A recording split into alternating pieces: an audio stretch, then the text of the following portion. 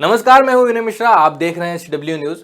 मौजूदा समय में पंजाब में जिस तरह की सियासत हो रही है उससे राजनीतिक पंडितों में कौतूहल है यह जानने के लिए कि चुनाव के बाद किसकी सरकार बनेगी, कौन सा नेता पार्टी में बना रहेगा, कौन सा नेता चुनाव के बाद किसी और पार्टी से गठबंधन कर लेगा और ऐसे कौन से नेता हैं जो अपनी ही पार्टी के दूसरे विधायकों के साथ दूसरे दल में शामिल हो जाएंगे और सरकार का हिस्सा बन जाएंगे।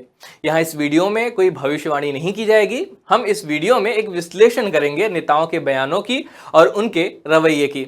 सबसे पहले बात करते हैं पंजाब कांग्रेस के अध्यक्ष नवजोत सिंह सिद्धू की।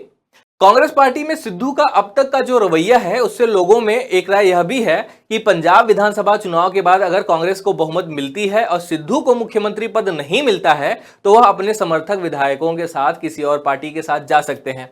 एक और स्थिति है जब सिद्धू ऐसा कर सकते हैं, वह स्थिति यह हो सकती है कि जब कांग्रेस पार्टी को चुनाव में बहुमत नहीं मिले तब भी सिद्धू अपने समर्थकों के साथ उस पार्टी में जा सकते हैं जो बहुमत के करीब हो और उसने सिद्धू को अच्छा खासा ऑफर दिया हो। आपको यह भी बता दें कि वह पार्टी कौन सी हो सकती है जो पंजाब में बहुमत के आंकड़े के करीब पहुंच सकती है। तो वह पार्टी हो सकती है आम आदमी पार्टी।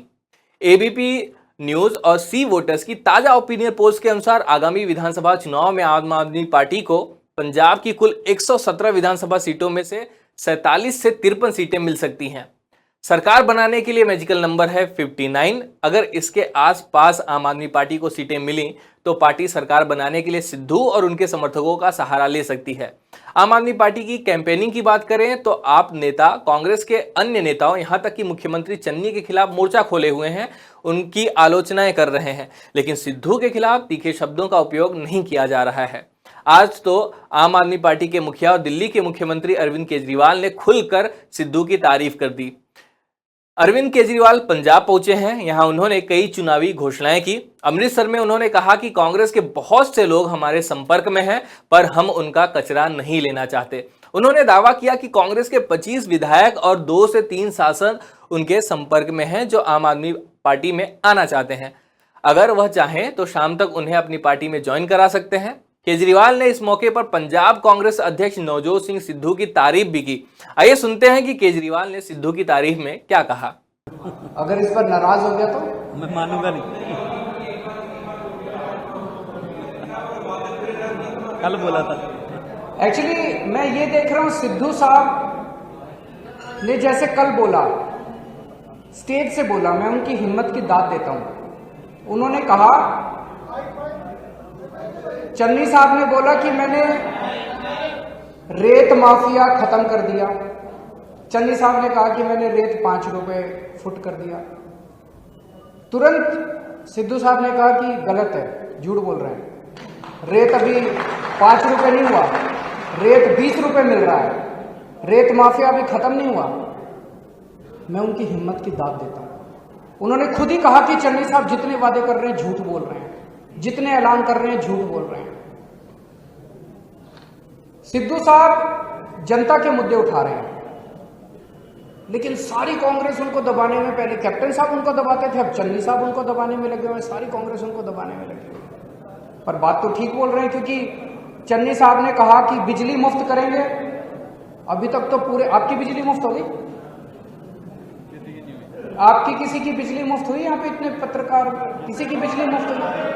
किसी की बिजली मुफ्त नहीं हुई। देखो चन्नी साहब, कल मैं अभी आ रहा था, बड़े बड़े होर्डिंग लगे हुए थे, बिजली मुफ्त कर दी चन्नी, गल घर घर घर गल चली चन्नी, मसले हल करता है।